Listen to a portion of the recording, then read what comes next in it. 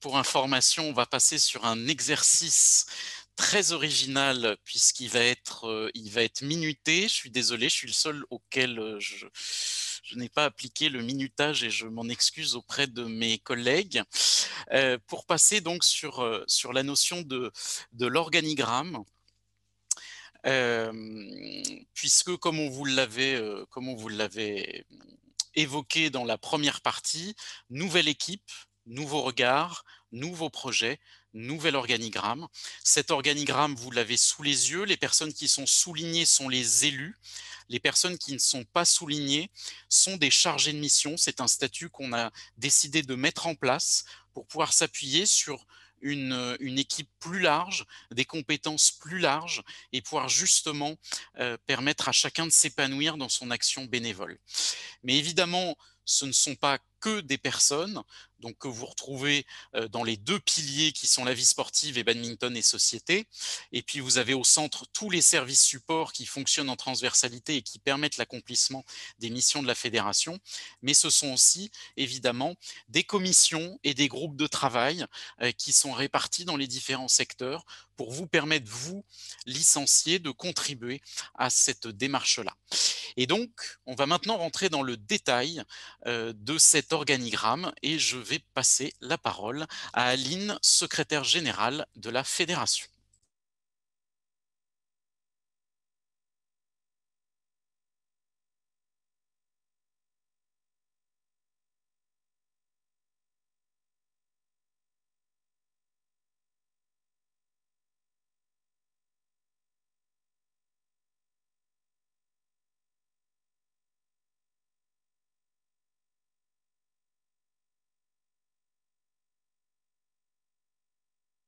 Ah, vous m'entendez? Parfait. Bon, bah écoutez, il faut bien qu'il y en ait une qui fasse les bêtises une fois. Eh bien, présente. Donc, je recommence. Deuxième fois. Donc, bonjour à toutes et tous. Donc, je suis ravie que nous soyons tous réunis à cette occasion lors de cette assemblée générale ordinaire. Et donc, je vais avoir la mission de passer le micro à chacun de mes collègues. Donc leur objectif, comme Yoann vous l'a précédemment dit, ça va être de pouvoir présenter leur secteur respectivement en 180 secondes, donc 3 minutes pour la plupart, et seuls nos deux piliers structurants, donc badminton et société et vie sportive, auront la chance de pouvoir avoir 6 minutes de présentation.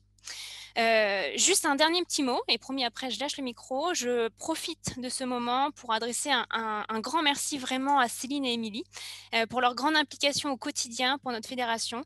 Donc un grand merci à vous mesdames, et puis merci également aux équipes qui vous accompagnent. Alors, donc sans plus attendre, je déclare le tour des secteurs ouverts. Et donc, ça va être Sylvain qui va avoir le plaisir d'ouvrir ses présentations. Donc, j'imagine que tu as la voix bien échauffée. Donc, Sylvain, c'est à ton tour pour le secteur badminton et société. Merci beaucoup, Aline. Bah oui, donc je suis prêt. Et puis, je pourrais commencer la présentation du secteur en vous posant une simple question. Pourquoi joue-t-on au badminton? La réponse, elle peut être tout aussi simple. Pour se dépenser, pour faire du sport.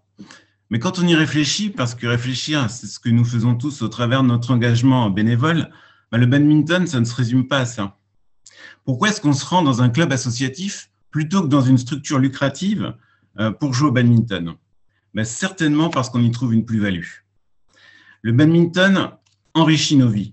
Il nous maintient en bonne santé, certes, mais il est aussi créateur de liens sociaux, comme je l'ai dit tout à l'heure. Bien souvent, on se rend au club pour y retrouver d'autres joueurs qui, au fur et à mesure, à force de les fréquenter, deviennent des copains, des amis. On peut s'épanouir aussi en accompagnant nos enfants et en étant présent avec eux ou leurs camarades dans les divers événements. On peut tout autant trouver son bonheur en s'engageant dans la tenue des grands moments du club ou en devenant dirigeant sans même jouer. Le club de badminton a donc une véritable utilité sociale et un vrai impact sur la vie locale. Que serait une commune sans ces associations? Cette utilité sociale, c'est ce qui va structurer les ambitions de la fédération pour cette Olympiade. C'est ce que je vous ai présenté. Les grands enjeux sont ceux de la santé, de l'éducation, de la citoyenneté, de l'inclusion et de l'éco-responsabilité. À travers ces enjeux, c'est aussi le rayonnement du badminton qui va être mis en avant. Penser badminton doit être dans la tête des élus locaux. Si je suis un élu local, j'ai un problème d'emploi des jeunes du quartier. J'ai vu que la fédération de badminton mettait en place des actions pour les insérer dans l'emploi. Je vais donc contacter le club de ma ville pour voir ce qu'il est possible de faire. Le club va répondre favorablement, va aider la collectivité qui, en retour, va avoir de la considération quant à la réalisation d'un nouvel équipement adapté, permettant le développement du club, de la pratique et la multiplication des actions. Et là, c'est un super cercle vertueux. Donc, le secteur badminton et société, c'est celui qui rend opérationnel le projet de performance sociale de la fédération pour valoriser les multiples bienfaits du badminton. C'est un secteur pour lequel j'ai une sensibilité particulière puisque moi-même, je travaille dans le domaine de l'éducation en tant que responsable du pôle école à la direction de l'éducation de la ville de Tours. Il y a 5 professionnels à la fédération qui suivent ce secteur au quotidien. Le secteur est structuré autour d'une commission, la commission valeurs du badminton, qui est sa véritable boîte à idées, et 5 thématiques portées par des élus ou des chargés de mission. La commission valeurs a en charge de réfléchir à la gestion du label Ecobad, à valoriser la pratique féminine, à repenser le label des écoles françaises de badminton, entre autres. Le secteur aussi recouvre la thématique bas de santé, avec Henri Guermont, qui sera le futur élu référent. Cette thématique doit assurer le développement de la stratégie de badminton santé pour tous les licenciés. Autre commission, c'est la culture. Donc, on a à sa tête Julie Graal, l'élu, mais on a aussi dans cette commission une équipe dynamique qui est surmotivée. Et ça, je suis sûr que cette commission, qui a pour objectif de diffuser l'histoire du BAD, d'organiser des cérémonies de remise de prix pour valoriser les engagements bénévoles et faire que chacun s'approprie les grands moments de notre sport, regorgera d'idées. La thématique éducation, pilotée aussi par Julie, mais également par Camille Montigny, elle doit renouer les liens avec les fédérations du sport scolaire et créer la fameuse Junior Academy pour inciter les jeunes à devenir les dirigeants de demain. Cette commission doit penser à des outils d'éducation pour le badminton. La thématique éco-responsabilité, avec Capucine Parot comme chargée de mission. Cette thématique a pour objectif de gérer le label Ecobad, de co-construire des formations, mais aussi d'assurer des événements de sensibilisation à l'éco-responsabilité. Enfin, la thématique innovation-inclusion, qui est pilotée par Alexandre Huvet, elle doit accompagner l'innovation au sein de la communauté et au service de tous les publics et accompagner l'intégration du mouvement sportif dans le monde de l'économie sociale et solidaire. Donc, le secteur badminton et société est vaste, ambitieux, récent, et il a vocation à devenir l'une des vitrines de la fédération. Une fédération qui est engagée dans la société, qui construit au travers du sport une véritable communauté d'acteurs prête à répondre aux enjeux de leur territoire.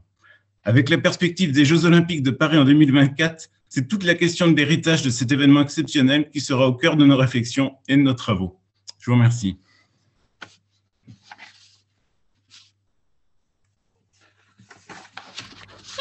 Merci beaucoup Sylvain.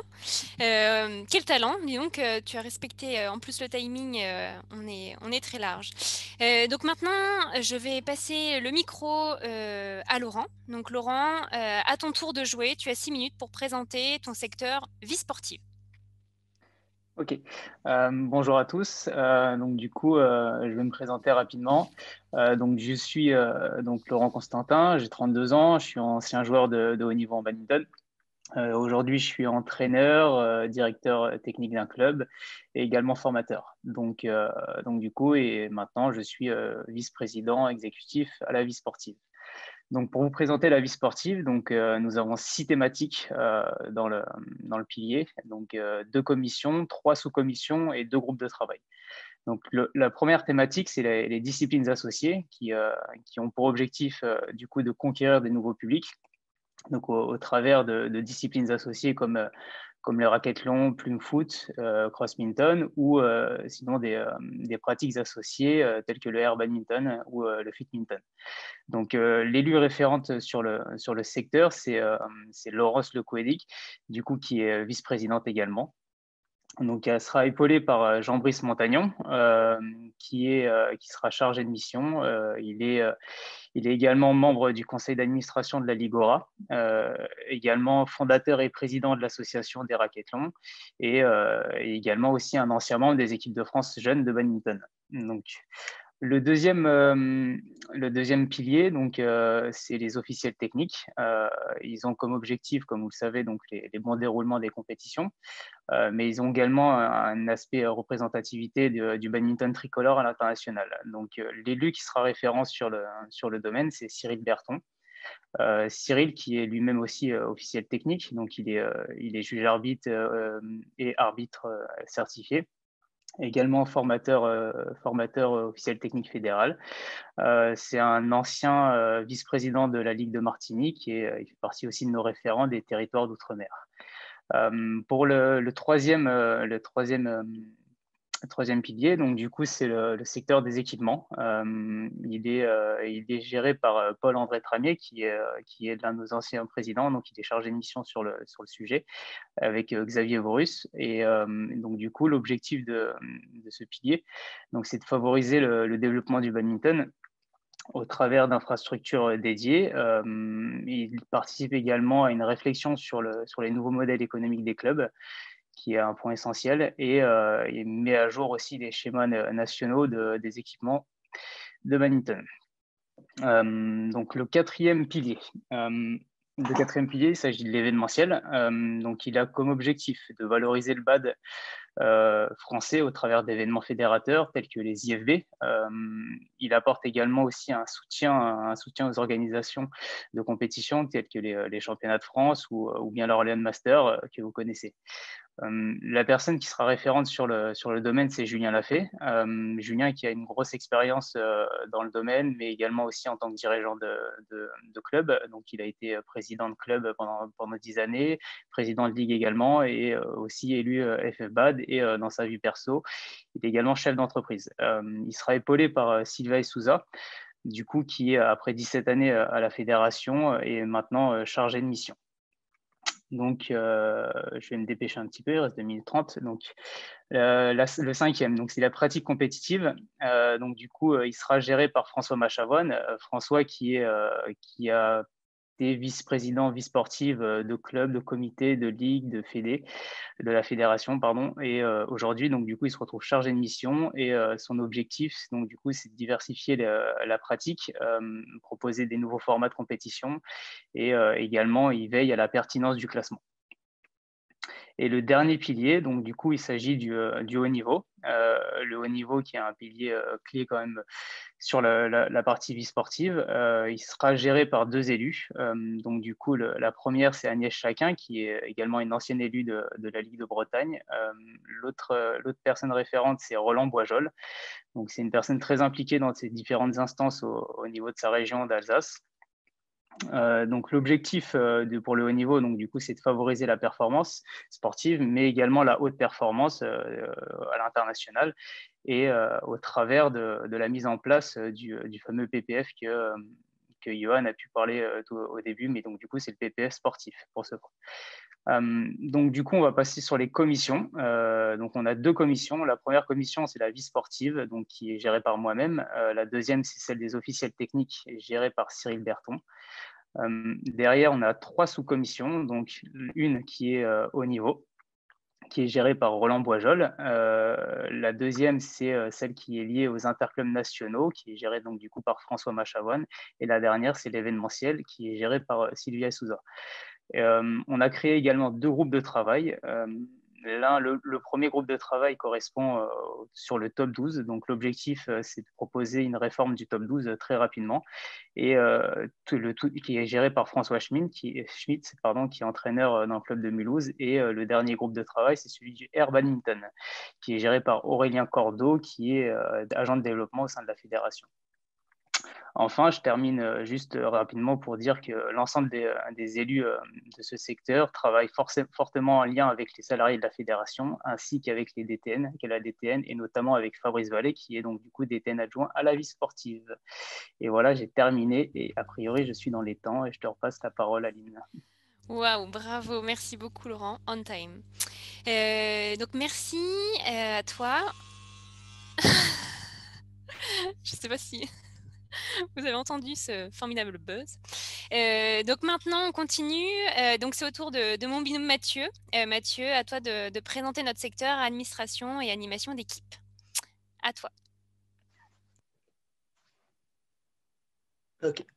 Alors, bonjour à toutes et à tous tout d'abord.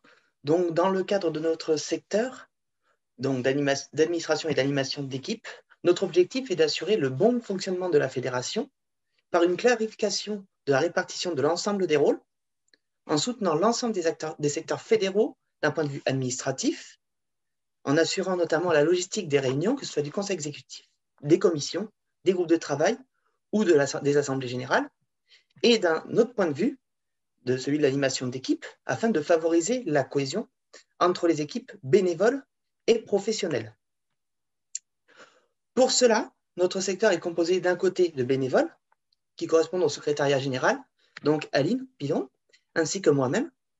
Et au niveau salarial, ce secteur est dirigé par Émilie Coconnier, notre responsable administrative, qui est accompagnée de 4 salariés qui ont pour but d'être en support sur les questions administratives, réglementaires et juridiques.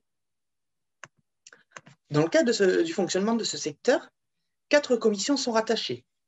D'une part, la commission règlement, elle a pour but de permettre de suivre la rédaction, la relecture, les corrections ainsi que les diverses adaptations de l'ensemble des textes de la fédération que l'on retrouve dans le guide du badminton, afin que l'on puisse après, notamment pour une grande partie, les voter en conseil exécutif. Et d'autre part, nous avons 3 commissions obligatoires, des commissions qui sont soumises à saisine. En première instance, d'un côté, la commission disciplinaire, qui s'occupe des infractions aux règlements fédéraux, qui amène donc une procédure, alors que de l'autre côté, toujours en première instance, les conflits ou bien les réclamations sont quant à elles gérées par les commissions de litige et de réclamation. Mais au niveau supérieur, donc en seconde instance, ces commissions ont toutes les deux la même instance d'appel, qui est la commission fédérale d'appel. À côté de cela, dans notre secteur, nous avons un groupe de travail sur la réforme des statuts et du règlement intérieur. Il a pour but d'aller plus loin que la réforme de la gouvernance actuelle, qui a été effectuée l'an dernier. Cette volonté est tout autant voulue par la nouvelle équipe que par l'État, dans le cadre de sa proposition de loi sur la démocratisation du sport en France. Cette proposition de loi va avoir un impact très fort sur l'organisation de la gouvernance de la fédération, tout comme des ligues. À côté de ça, dans le cadre de notre action, nous sommes en coopération, notamment, avec les directeurs et directrices de ligues ou les responsables administratifs au niveau des salariés des ligues, et au niveau bénévole, nous sommes en relation avec les secrétaires généraux. Mais enfin, pour finir, qu'est-ce que cela veut dire pour nos acteurs de terrain? À quels besoins des clubs nous répondons? Nous répondons aux questions d'accompagnement sur la structuration des clubs, mais aussi aux questions juridiques ou bien sur l'Agence nationale du sport, par exemple.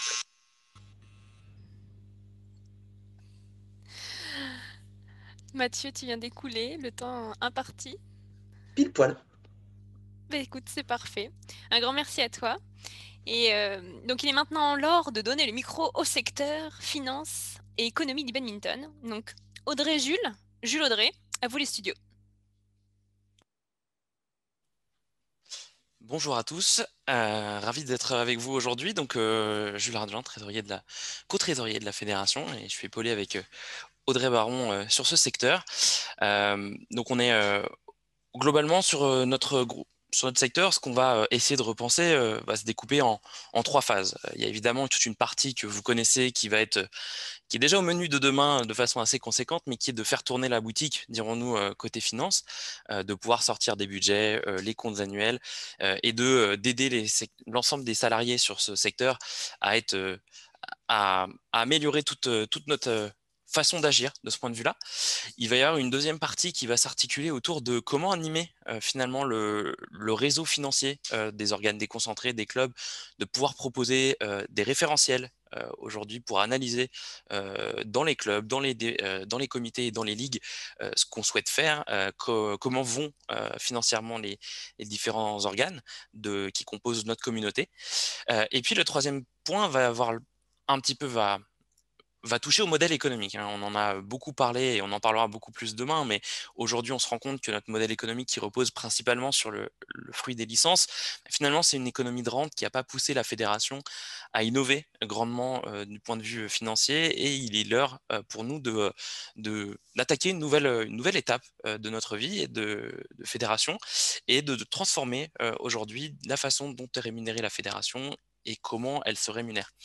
Il y a évidemment plein de possibilités et pour ça, nous allons créer un groupe de travail qui va s'appeler qui s'appelle les nouvelles économies du badminton, que nous allons lancer prochainement. Donc j'invite évidemment ceux qui voudraient le rejoindre à se faire connaître potentiellement dès maintenant, mais nous lancerons un appel à candidature.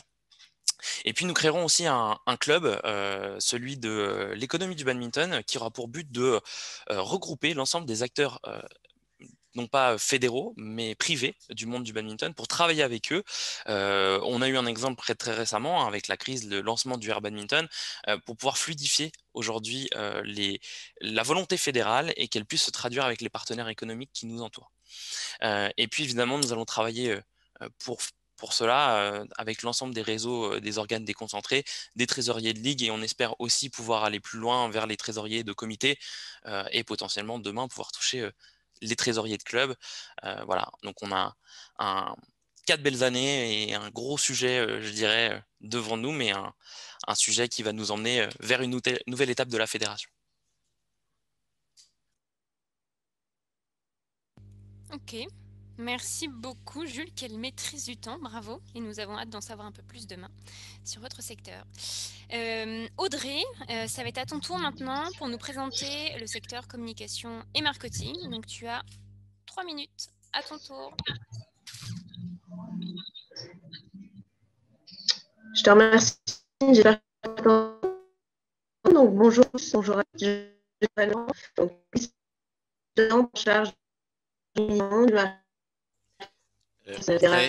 Audrey, malheureusement, on ne te reçoit pas du tout. D'un chargé de mission qui est Eric Martel, de 3 salariés, qui sont Ludivine, Marie et vous m'entendez pas apparemment. Non, si, c'est bon, c'est bon parce qu'on t'a coupé la caméra. Okay, excusez-moi. Voilà, on t'a coupé la caméra, donc tu peux y aller, Audrey, il n'y a pas de souci. C'est pas très grave. D'accord, bah alors je reprends. Donc voilà, donc j'ai 3 salariés avec moi, donc qui sont Ludivine Marie et avec nous. L'organisation on met au service des autres, tant des autres secteurs de l'action, aussi des territoires pour en faire un jeu central pour l'avenir, pour permettre une plus grande transparence dans les choix, une grande transparence également dans les prises de décision. La communication numérique sont des supports où la transversalité dans les échanges en interne sont relativement importants. Audrey, est-ce que tu m'entends? Oui. Je suis désolée, on va essayer de te redonner la parole un petit peu plus tard parce qu'il y a une vraie pollution et on n'entend vraiment pas ce que tu nous dis et c'est dommage. D'accord, bah écoute, c'est pas possible. Bah écoute, je sais pas, je vais essayer de repasser plutôt tout à l'heure. Ouais. sur mobile. Ouais, je vais repasser sur mobile. Merci. À tout à l'heure. Donc je nous invite maintenant à nous tourner toutes et tous vers le secteur relations avec les territoires. Et donc c'est Pascal qui a désormais le micro pour les 3 prochaines minutes. Pascal, à toi. Tu peux activer ton micro, Pascal, si tu veux. Bonjour à tous, donc Pascal Couvineau, je suis vice-président en charge des territoires. Je suis accompagné par 2 autres élus que sont Cyril Berton qui a la charge des territoires ultramarins et qui prouve tout l'intérêt que nous avons envers ces territoires, et également Sylvain Benaïm qui est en charge des relations internationales. Dans le secteur dans lequel je suis accompagné par un certain nombre de salariés de la fédération auxquels je voudrais effectivement rendre hommage, que sont Aurélien Cordeau, Pierre Lucet et Kevin Leroux, avec qui j'ai commencé à travailler, avec qui je travaille dans d'excellentes conditions.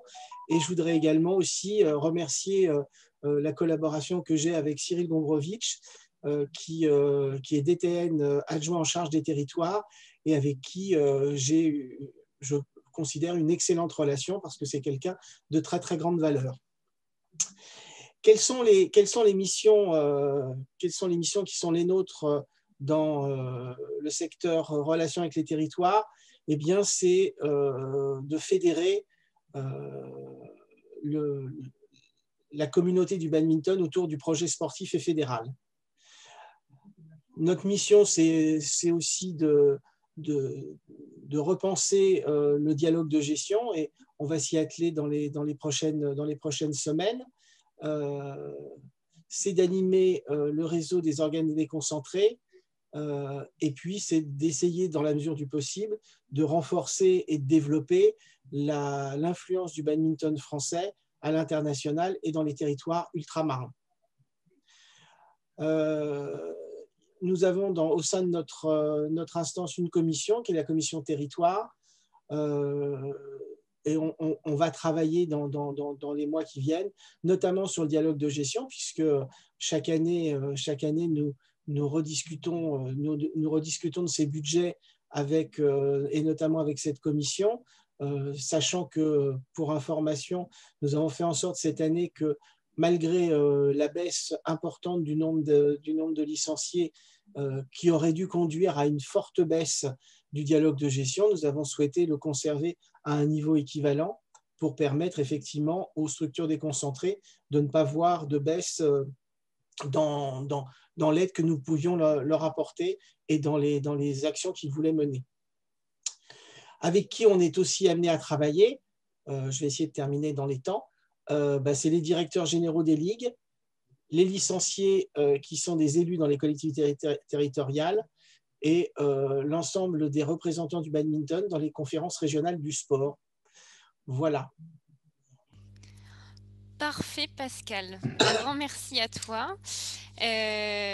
Donc maintenant, on se tourne vers le secteur emploi et formation. Et donc, c'est à Eric de jouer pour les 180 secondes prochaines. À toi, Eric.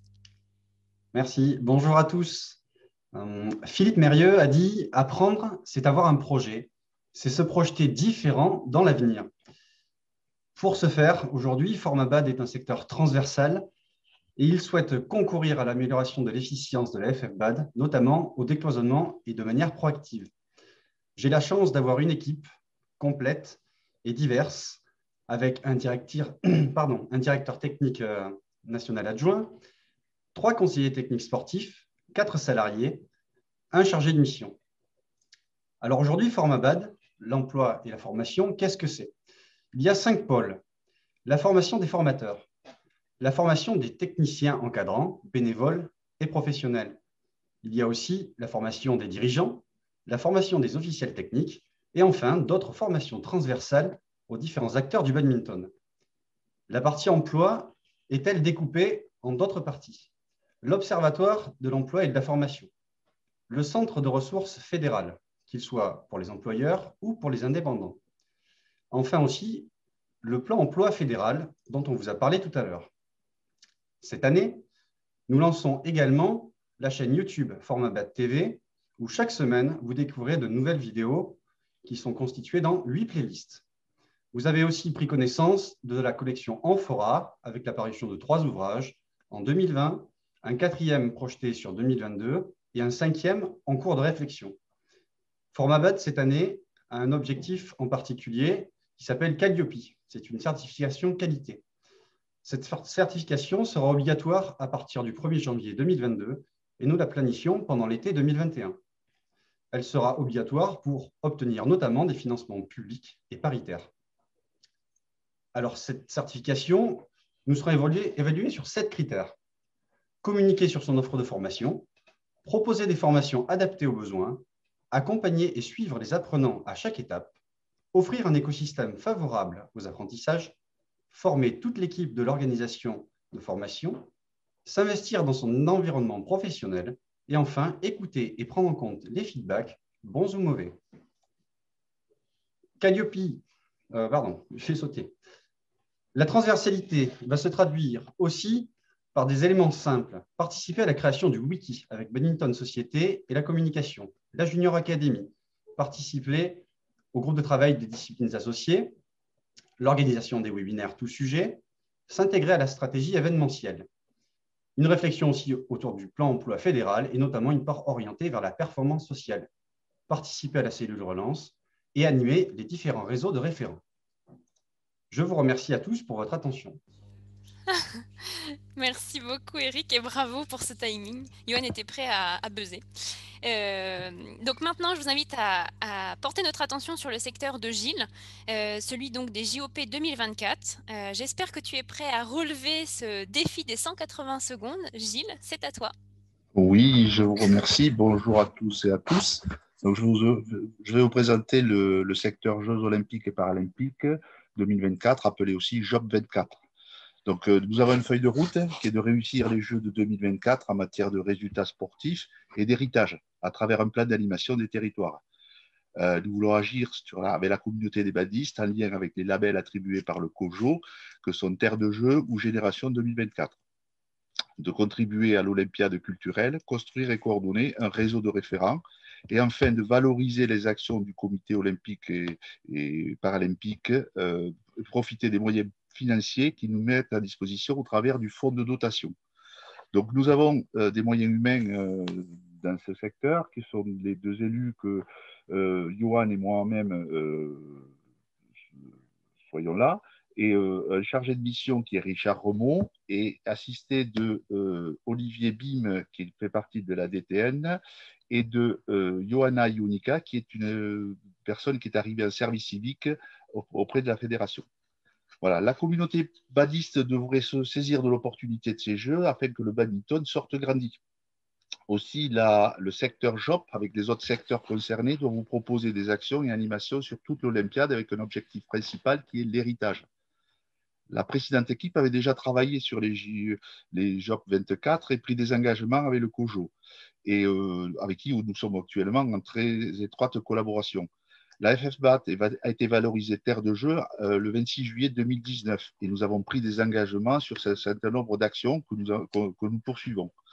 Donc, en lien avec le nouveau programme de la fédération que Johan vous a présenté et les objectifs du COJO, nous voulons diffuser les valeurs de l'olympisme, de fair play, d'éco-responsabilité, de santé, d'inclusion et de lutte contre les discriminations. Nous allons lancer un plan d'animation territoriale dès 2021 où Tokyo servira d'expérimentation. JOP 24 est une instance fonctionnant en transverse avec les autres secteurs concernés, par exemple l'innovation sociale et inclusion, relations avec les territoires, bas des handicaps ou encore communication et marketing. Donc, le secteur JOP 24 aura en charge la coordination des actions fédérales pour construire l'héritage de ces événements et mettre en avant les bienfaits du badminton. Nous voulons agir sur les leviers financiers que sont le fonds de dotation du COJO, les appels à projets, y compris en dehors du champ du sport, les subventions de l'ANS, dont les fonds dédiés au plan de relance 2021, et aussi le dialogue de gestion FFBAT, Ligue et Comité. Alors, le plan d'animation devrait monter en puissance jusqu'aux Jeux de Paris, mais devra aussi prévoir de poursuivre des actions pour valoriser et maintenir l'héritage. Nous souhaitons que les territoires, qu'ils soient labellisés Terre de Jeux ou pas, prennent des initiatives et les propositions venant des territoires sont évidemment les bienvenues et nous sommes à leur écoute pour les mettre en valeur. Enfin, pour conclure, en cette période de très grande incertitude, je vous dirais qu'il ne faut pas gâcher cette crise. Alors aussi, sachons ensemble saisir les opportunités que nous offrent ces Jeux. JOP 24 s'inscrit dans cette démarche d'opportunité et d'action. Nous allons faire tout ce qui est en notre pouvoir pour que le badminton soit encore mieux reconnu et ressorte encore plus fort que jamais après les Jeux de 2024. Je vous remercie de votre attention. Ah, mais très bien, Gilles, parfait. Merci beaucoup pour, Avec plaisir. Pour cette présentation. Alors maintenant, ça va être au tour de Malice. Malice, à toi de nous partager bonjour à tous. Ton secteur badminton et handicap. Bon, le micro est à toi, super. Bonjour à tous, Malice de Vergy, membre élu fédéral depuis 2 Olympiades. J'ai été nommée pour la nouvelle gouvernance vice-présidente du secteur badminton et handicap, un secteur transversal au sein de l'organigramme fédéral en pleine adéquation avec le programme de la nouvelle équipe, c'est-à-dire performance sportive et sociale. Le point fort de ce secteur en est la commission. Gilles Castillon, élu fédéral, en est le responsable. Gauthier Nougier est notre référent salarié. Certains membres de cette commission sont connus de notre communauté de par leurs différentes actions. Je profite de cette opportunité pour remercier tous les membres de cette commission pour leur engagement qui sera demandé dès la première réunion que nous envisageons mi-mai. Nous poursuivons les actions, bien sûr, menées par la précédente Olympiade. Malheureusement, avec la situation sanitaire, les plateaux découvertes de la pratique de ce sport ainsi que les circuits para-badminton n'ont pas eu lieu. Seules 4 rencontres dans chaque discipline ont été possibles. Nos objectifs avec la commission sera de développer l'accueil des personnes en situation de handicap et de finaliser le souhait de pratiquer tous ensemble au sein des clubs. Nous envisageons de revoir les règlements des compétitions inclusives et afin d'être plus visibles, nous prévoyons de participer aux animations du plan territorial. Grâce à une aide financière proposée par le CPSF et avec la participation de Formabad, nous aimerions développer de nouveaux outils afin de proposer aux médecins et aux kinés de devenir classificateurs internationaux pour nous représenter lors de ces manifestations. Nous aimerions collaborer avec la sous-commission événementielle lors de projets de compétition nationale et internationale, se rapprocher de la commission médicale et de développer avec elle le sport santé. Nous envisageons de solliciter la société ACO et permettre ainsi aux sourds et malentendants de s'intégrer avec plus de facilité à notre communauté. Collaborer aussi avec la DTN et le CPSF en vue de la détection de nouveaux athlètes pour la relève des Jeux de Paris 2024. Enfin, je terminerai avec les Jeux de Tokyo qui, je l'espère, auront lieu cette année. Nous verrons bien. Le para-badminton y sera représenté pour la première fois. Ce sera l'occasion d'un rapprochement avec toute la communauté du badminton, unis tous ensemble autour de nos chers athlètes. À nous de profiter de cette opportunité pour redoubler de propositions pour la prochaine saison sportive. Voilà, merci beaucoup. Super, merci beaucoup Malice. Donc initialement, j'aurais dû vous dire que pour clôturer ce tour, j'allais laisser la parole à Johan pour nous parler du badminton responsable et de l'Observatoire des pratiques, mais on retentera notre chance pour Audrey, pour qu'elle puisse nous partager quelques informations sur son secteur communication et marketing après Johan. Donc Johan, à toi. Alors, très rapidement, 2 secteurs qui aujourd'hui n'ont pas encore d'élu ou de chargé de mission dédié. Le premier secteur, donc, qui s'appelle Badminton Responsable, qui est un secteur transversal qui aura pour mission principale d'évaluer les impacts des politiques fédérales. Donc, ça sera vraiment essayer de traduire de manière concrète et opérationnelle la qualité des politiques menées par la fédération et de produire un certain nombre d'outils en lien avec les enjeux économiques, écologiques et sociaux. Deuxième secteur, l'Observatoire des pratiques. Donc le but, c'est de traduire en chiffres un peu toute la réalité, et je me rends compte que j'avais gardé le masque, toute la réalité du badminton aujourd'hui dans toute sa diversité, dans toutes ses pratiques. Et donc aujourd'hui, il y a un observatoire de l'emploi et de la formation, Eric l'a rappelé, et là l'objectif, c'est d'étendre les prérogatives pour avoir un observatoire du badminton de manière générale qui s'appuiera sur un conseil scientifique, donc des universitaires issus de disciplines différentes qui viendront justement soutenir la prise de décision de la fédération et orienter des projets de recherche. Voilà. Merci beaucoup Johan. Je ne sais pas si vous l'aurez remarqué, mais tu es le seul à ne pas avoir de compteur de temps. À chaque fois, il se débrouille très très bien. Est-ce que Audrey, on peut essayer de retenter? On va essayer. Tu nous entends? Est-ce que toi, tu nous m'entends? Ouais, tu nous entends? On essaye de te redonner le micro pour le secteur communication et marketing? Ok, vas-y.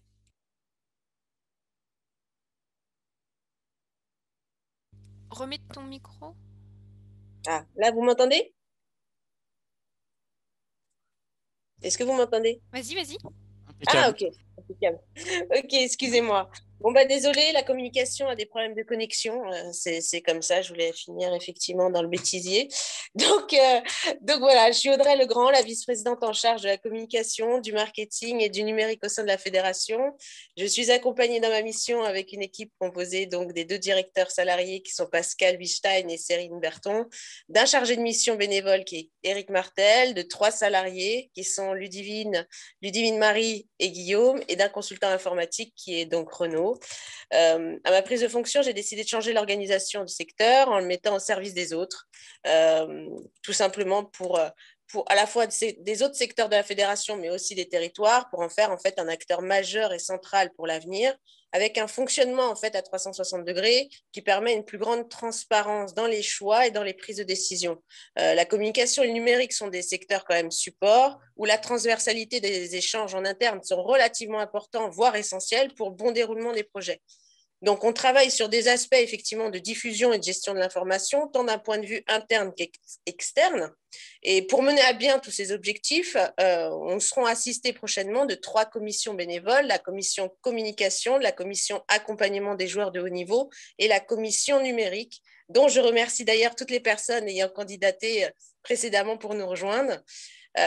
Si les travaux sur la partie numérique requièrent effectivement un temps d'analyse un peu plus long, vous avez pu déjà constater des changements sur la partie communication. Nous avons fait le choix d'une communication plus directe, plus transparente, comme vous l'avez vu au travers des différents courriers d'Iohan, sur les réseaux sociaux, où l'interaction avec les élus est un peu inédite, ou sinon il y a eu également les derniers webinaires qui ont été organisés. Nous avons pris l'engagement de travailler de manière plus étroite avec la communauté, avec les commissions qui ont été renouvelées, les groupes de travail, le réseau des référents communication LIC qui vient d'être créé, et même dernièrement, j'ai lancé un appel pour le secteur communication pour des candidatures de graphistes bénévoles. Donc là aussi, c'est un peu une innovation qu'on a voulu mettre en place. Donc, nos territoires ont du talent, de l'imagination. Nous allons nous appuyer sur votre expérience maintenant pour aider toute la communauté fédérée en tout cas, qui est avec nous. On tâche d'innover d'un point de vue communication et changer en tout cas notre approche. Vous l'avez vu avec les INSEP Games, de même que vous le voyez actuellement sur cette assemblée générale qui est diffusée en direct sur YouTube et dont j'ai dû faire rire quelques personnes avant.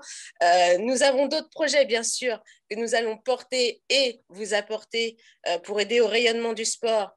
Des sujets dont tous les collègues ont parlé, donc la culture, l'éducation, l'inclusion, les officiels techniques, les relations internationales, le top 12, la formation, les disciplines associées et même la pratique loisir. Tous les autres sujets, bien évidemment, seront concernés, aussi bien sur la métropole que sur les territoires ultramarins, parce que l'investissement des bénévoles, ça compte pas parce que j'ai commencé en retard. Parce que l'investissement des bénévoles est un trésor à sauvegarder et à préserver, et ça, j'y tenais à le dire. Et je finirai parce que je sais qu'Yohan a triché parce qu'il n'avait pas mis son buzzer lui-même. Donc, le meilleur moyen, en tout cas, de vaincre les difficultés pour moi, c'est de les traverser. Et le contexte, en tout cas, nous a poussé à agir et à réfléchir, en tout cas, autrement. Ça, c'est une évidence pour tout le monde. Mais en tout cas, je compte, moi, sur votre soutien pour nous aider à relancer l'activité, relancer nos actions et même soutenir nos sportifs olympiques, paralympiques qui partiront d'ici quelques mois à Tokyo. En tout cas, on reste confiants, on reste unis et merci en tout cas pour votre écoute et merci à tout le monde. Merci à Aline. Bien joué Audrey. Donc à mon tour de vous remercier toutes et tous pour toutes ces explications. J'espère qu'elles vous auront éclairé. Et en parlant de remerciements, je tiens vraiment à le faire auprès de toutes les personnes qui nous accompagnent au quotidien avec toutes ces missions qui font vivre le badminton. Donc je propose un applaudissement de ce genre vraiment pour vous remercier chaleureusement parce que sans vous, le badminton n'aurait pas toutes ces couleurs. Merci beaucoup et je redonne le micro à Yohan. Merci beaucoup Aline pour ce tour d'horizon de, encore une fois, l'envers du décor que les licenciés ne connaissent pas toujours et pour vous permettre, vous aussi, en tant qu'acteur engagé du badminton, de solliciter le secteur le plus pertinent et les acteurs à chaque fois qui seront les plus à même de répondre à vos questions. Donc, nous sommes arrivés au terme de ce premier temps de présentation et vous allez pouvoir, à partir de maintenant jusqu'à 16 h, eh bien, nous poser une première série de questions par rapport au projet fédéral, au projet de performance sociale et au nouvel organigramme. On vous invite donc, vous avez la possibilité de lever la main dans Zoom, et donc si vous souhaitez nous poser des questions, vous êtes les bienvenus et toute l'équipe se fera un plaisir d'y répondre. Le plus dur étant toujours de poser la première question, et ce sera donc Christian Bartel de la Ligue de Grand Est. Oui, juste une question. Est-ce qu'on pourrait avoir un organigramme des salariés? Alors, excellente question, tout à fait, Christian. Attends, laisse-moi terminer. Vas-y. J'ai vu que Céline rentrait à la com en tant que directrice. Aujourd'hui, elle est directrice des services. Voilà, si on pouvait avoir un organigramme des salariés. Et deuxième question, lors des précédentes Olympiades, sur le site fédéral, l'adresse mail et les numéros de téléphone de chaque membre du CA, aujourd'hui comité exécutif, étaient mis en avant, et ainsi que les membres d'honneur. Merci Christian pour tes deux questions. Donc à la première question. Donc aujourd'hui, à la fédération, il y avait un organigramme qui était basé sur 6 secteurs, sur l'Olympiade précédente, avec des salariés qui étaient positionnés dans ces 6 secteurs. Aujourd'hui, l'organigramme que vous avez sous les yeux, c'est l'organigramme politique qui est en phase de transition, c'est-à-dire que les salariés et les cadres techniques vont venir se positionner dans cet organigramme. Je l'ai dit tout à l'heure, on est en phase de transition puisqu'on recrute actuellement un directeur général, et que la personne à la tête de la direction technique nationale va être nommée au 1er mai. Donc on est en attente de ces éléments-là pour afficher sur le site fédéral un organigramme concret, c'est-à-dire que vous retrouverez les élus et les chargés de mission bénévoles que vous avez sous les yeux, mais également donc les salariés et les cadres techniques dans chaque secteur. Le but est que vous ayez l'ensemble des acteurs concernés. Donc aujourd'hui, tant que cette phase de transition n'est pas terminée, on n'a pas encore fait l'affichage des salariés sur le site fédéral.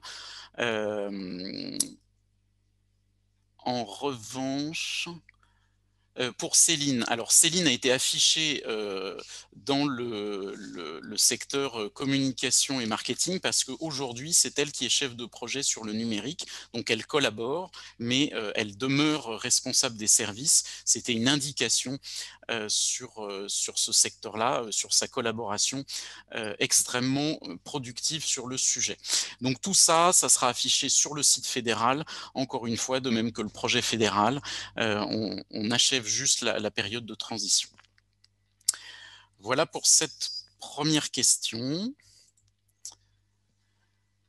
Alors, y a-t-il d'autres... Oui, nous avons Guy, toujours de Grand Est. Guy, la parole est à toi.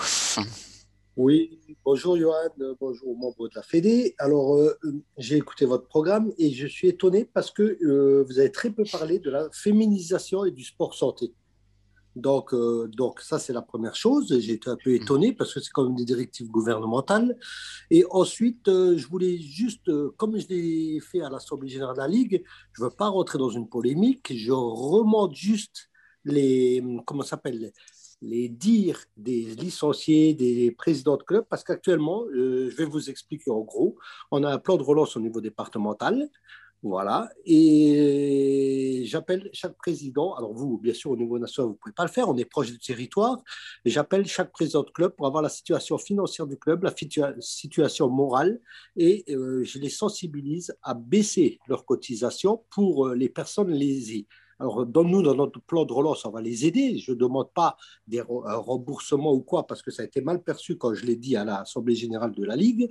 Je parle juste au niveau d'une sensibilisation au niveau des présidents pour relancer notre sport. Parce qu'actuellement, c'est sûr qu'à cause de la pandémie, nous ne pouvons pas pratiquer, mais je m'inquiète pour les années à venir. Alors, Johan, tu étais présent à l'AG de la Ligue et tu avais entendu le même discours. Mais donc, voilà. Donc, nous, on table vraiment sur la relance de notre sport dans les 2-3 années à venir. On a plusieurs idées, une sensibilisation bien sûr des présidents, se rapprocher des élus locaux. Et le pas Scolabad, ça c'est un projet de la Ligue, mais on a un projet avec l'USEP, Univers Paris 2024. Donc voilà, on a plein d'idées. Bon, alors, on bosse aussi, malgré qu'il n'y ait pas de pratique du badminton actuellement, mais on bosse quand même pas mal sur un plan de relance. Donc, si tu peux me donner ton avis, bon, voilà.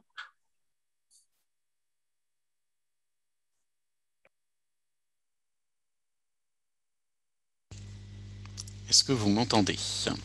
Je te remercie Guy pour tes deux questions. Alors sur la première partie, je vais laisser Sylvain répondre sur la partie mixité et santé. Pourtant il y a eu toute une slide sur le sujet, mais Sylvain va te faire une petite présentation, une petite réponse sur le sujet. Sur la partie, évidemment, qui est un sujet réel, qu'on souhaitait plutôt aborder demain, mais comme tu l'abordes aujourd'hui, on ne va pas se défiler sur la question, effectivement, des remboursements et des cotisations. Donc évidemment, c'est une réalité, c'est une demande de certains licenciés, pas de tous, face à une saison où ils n'ont pu jouer que quelques semaines, d'avoir payé 25 € pour soutenir le badminton. Et donc quand tu utilises le terme lésé, je ne peux pas m'associer à ce terme-là. Oui, ils ont eu des attentes, ils voulaient jouer, ils voulaient s'épanouir à travers leur passion. Pour autant, et c'est encore une fois l'objectif de cette diapo, c'est de rappeler que non, le badminton en entier ne s'est pas arrêté et que nous avons continué notre travail de lobby. Vous pouvez considérer à juste titre qu'on a échoué puisque les gymnases sont toujours fermés. Pour autant, on a fait des conférences de presse, on a fait des tribunes. Les salariés travaillent en termes d'ingénierie de projet pour soutenir cette reprise. Donc, le badminton a besoin de moyens. Aujourd'hui, notre modestie, le fait qu'on est arrivé pour certains clubs plus tardivement sur le marché, entre guillemets, sur son territoire, ce qui fait qu'on a une cotisation qui est plus faible qu'un certain nombre d'autres sports. Et effectivement, si on commence à diminuer nos ressources, eh bien, on risque de ne plus avoir les moyens de se développer et de continuer notre progression qui est celle du badminton depuis des années.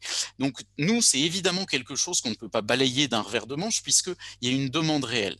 Pour autant, on ne fera pas de mesures d'ensemble puisque tous les licenciés ne demandent pas de gestes, hein, ça ne peut pas être un remboursement puisque la licence n'est pas un achat, mais il y a beaucoup de licenciés qui sont fiers aussi de soutenir la fédération, mais ceux-là on les entend beaucoup moins que ceux qui sont mécontents et qui pour 25 € préfèrent voir couler la fédération pour une question de principe que pour une vraie question de précarité financière.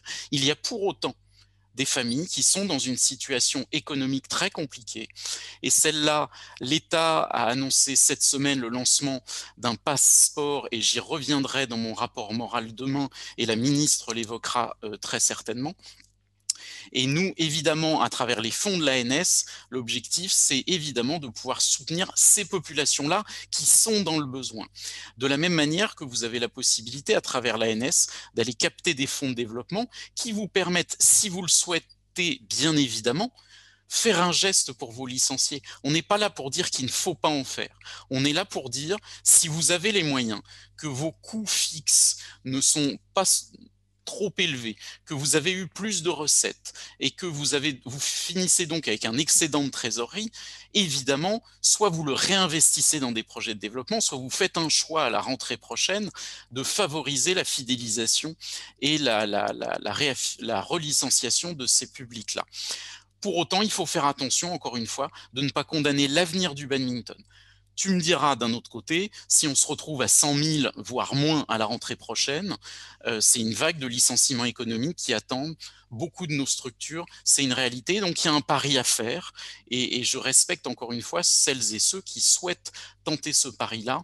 La fédération va acter, et on en parlera tout à l'heure avec la présentation de Pascal, d'autres outils, d'autres solutions pour cette question-là. Et maintenant, je passe la parole à Sylvain Benaïn pour la question de la santé et de la mixité.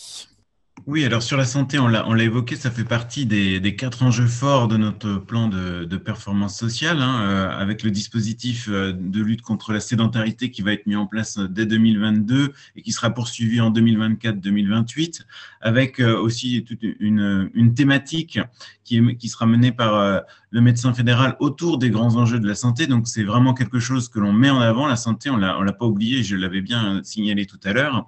Et puis, le deuxième point, c'était la féminisation. Et j'avais indiqué qu'on avait été labellisé pendant la campagne Mixité et Performance. C'est pas pour rien, c'est parce qu'on a aussi tout un projet pour mettre en avant la place des femmes dans le badminton, tant que dirigeante, que responsable technique au niveau sportif également. Et donc là aussi, il y a un projet qui va se monter avec le label Mixité et Performance dans le cadre d'un consortium avec d'autres fédérations pour pouvoir promouvoir la part de féminisation au sein du badminton. Merci Sylvain. On redonne la parole à Guy qui a relevé la main peut-être pour une nouvelle question. Oui, donc non, je ne remets pas en cause le travail, je ne parle pas de remboursement, moi c'est juste des remontées de dire, même si je ne cautionne pas, et au niveau pédagogique, quand on fait partie d'une association, oui, ce n'est pas un service, la pandémie, personne n'y peut rien, donc je ne cautionne pas, moi je suis sur le territoire, je remonte les dires, c'est tout, quoi. Je ne veux pas que ça soit mal perçu ou que... Non, mais t'inquiète pas. Voilà. Dans mon club, j'ai les mêmes retours que toi, et on essaie de faire ce travail pédagogique, ce qui n'empêche encore une fois pas des structures d'investir dans l'avenir en disant on fait un geste sur la cotisation, mais ça ne sera pas le discours fédéral. Oui, d'accord, mais moi je voulais présenter ce que tout à fait, non, mais c'est ton rôle. Voilà. C'est ton rôle et les licenciés de ton territoire auront vu que tu portais cette voie-là. Et on le rappelle, vous jouez, vous, en tant que représentant des territoires, un rôle de porte-parole des licenciés que vous pouvez côtoyer. Nouvelle question de Christian Bartel de Grand Est. Et puis après, on passera la parole en Hauts-de-France à Nathalie Hubert. Christian. Oui, non, c'était juste pour rebondir sur le remboursement. J'ai été trésorier pendant plus de 10 ans, à un moment où on ne coupe pas la branche sur laquelle on est assis, parce que ça met toute la structure en péril. Et adhérer à une association, c'est aussi un acte volontaire, militant, même si on ne peut pas jouer. Moi, je suis adhérent d'une autre fédération dont les coûts sont beaucoup plus élevés et je n'entends pas parler de demande de remboursement. Alors, rembourser, oui, pourquoi pas, mais à quel niveau, à quel pourcentage, pourquoi, comment, c'est compliqué. Je pense que voilà, on a un adhérent qui fait cet acte-là. Il fait d'abord un acte de dire je participe au fonctionnement de mon club, qui va participer au fonctionnement de mon comité et de ma ligue et de ma fédération. Voilà, c'était juste ce que je voulais dire, mais c'est vraiment... Tout à fait. Je te remercie Christian de cette parole militante que plusieurs pourront partager dans l'assistance. Donc merci Christian. On passe la parole à Nathalie Hubert des Hauts-de-France. Oui, bonjour, vous m'entendez? Tout à fait. Alors, je voulais juste vous poser la question, parce que lors d'une visio Facebook, vous deviez rencontrer Madame la ministre et évoquer éventuellement la possibilité de déduire de ses impôts justement la part licence fédérale comme un don. Et je crois, enfin, j'ai pas vu de retour sur le sujet. Donc, je voulais juste savoir ce qu'il en était. Tout à fait. Merci Nathalie de ta question et de ta présence sur le Facebook Live du mois de janvier. Donc effectivement, ça c'est quelque chose qui est porté depuis plusieurs mois par la fédération, et d'autres fédérations s'y sont associées avec beaucoup plus de poids politique. Donc je l'ai dit à la ministre le 22 janvier quand je l'ai sollicité. Nous avons consulté aussi le Centre de droit et d'économie du sport de Limoges, qui nous a fait un retour négatif sur la faisabilité de ce don. Pour autant, nous avons continué d'échanger avec les fédérations sur le fait de porter ce discours-là, et d'un territoire à l'autre, des centres des impôts ont commencé à valider cette disposition-là, alors que pour l'instant, le discours de Bercy, c'est non. Donc on est un petit peu dans une zone de flou, avec un argument qui est entendable, qui est que la déduction de la licence comme effectivement un don à la cause du badminton, et c'est ce qu'on a promu dans notre discours. Cette année, il n'y a aucune contrepartie puisque l'activité sur le terrain n'a pas eu lieu. Par contre, l'activité de lobby de la fédération, elle continue d'avoir lieu. Donc ce don était tout à fait entendable. Pour autant, il y a deux conditions à ça. La première, c'est que l'association, donc la fédération est reconnue d'utilité publique, elle a le droit d'émettre ses reçus fiscaux. En revanche, beaucoup de clubs n'ont pas fait la procédure de rescrit fiscal, et qu'on va inciter à faire pour être éligible justement. En revanche, le deuxième point, c'est évidemment que les bénéficiaires soient imposables. Or, il y a beaucoup de familles, et les familles les plus précaires ne sont pas imposables, et c'est pourtant elles qui auraient le plus besoin de ce geste. Donc l'état des lieux aujourd'hui, c'est que côté ministère, on entretient le flou. Il y a eu des publications dans la presse qui allaient dans ce sens-là pour valider ce dispositif cette année, qui aurait un coût très important pour l'État de déduction. Mais donc, ça n'est pas enterré. Mais si on n'est pas revenu vers vous, c'est parce que malheureusement, la réponse n'est toujours pas claire à ce jour. Mais beaucoup de fédérations continuent de soutenir la démarche.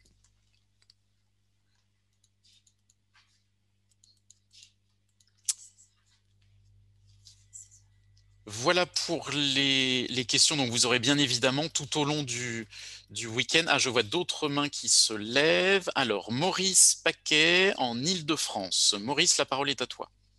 Oui, bonjour Johan, bonjour à tous. Moi, ce que je voudrais aussi qu'on n'oublie pas, c'est qu'il y a beaucoup de communes qui ont continué à soutenir les clubs en continuant à donner. Et je trouve qu'il serait assez malvenu que, alors que les communes continuent à soutenir les clubs, les mêmes membres de ces clubs redemandent un remboursement. Je trouve qu'il y aurait quand même quelque chose qui serait un peu anormal. Voilà.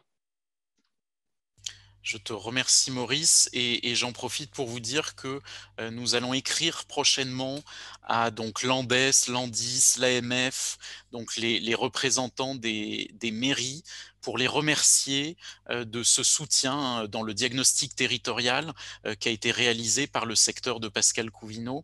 Vous avez été nombreux à soulever le fait que les collectivités territoriales vous avaient soutenu, et donc on va aussi les inciter à pouvoir ouvrir les gymnases le plus possible cet été, lorsque les conditions de reprise seront les plus favorables. On donne la parole à Frédéric Billard de Bourgogne-Franche-Comté. Ce sera la dernière question de cette première partie, et après on fera une pause de 15 minutes pour que vous puissiez aller vous dégourdir les jambes. Frédéric.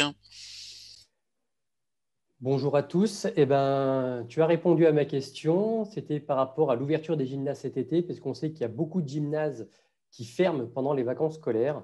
Et ce n'est pas forcément une problématique des fois de commune, parce qu'un gymnase peut être géré par aussi un département et par les régions. Et donc, je voulais savoir si justement le travail avait été commencé auprès de tous les acteurs qui gèrent les gymnases, qui peuvent être aussi des comités de communes, des CIBOS, etc., pour justement permettre l'ouverture des gymnases cet été si on a la possibilité de jouer. Tout à fait. C'est un travail de lobby qu'on vous doit à vous sur les territoires. On vous en informera hein, dans les ligues, les comités et les clubs des démarches qu'on va entreprendre. On souhaitait pouvoir associer à ce courrier le projet de performance sociale pour aussi montrer l'identité du badminton et la plus-value que vous apportez avec vos clubs, avec la vie associative sur les territoires, et également leur envoyer la plaquette de synthèse des résultats du diagnostic territorial. Mais donc voilà, cette démarche, cet engagement, on le prend devant vous aujourd'hui auprès de toutes les associations qui représentent les collectivités territoriales pour favoriser un maximum d'ouverture cet été. Voilà, on vous propose donc une petite pause animée par la fédération. Il est 16h04, on se retrouve à 16h20 pour la reprise des travaux avec les rapports des directeurs techniques nationaux adjoints.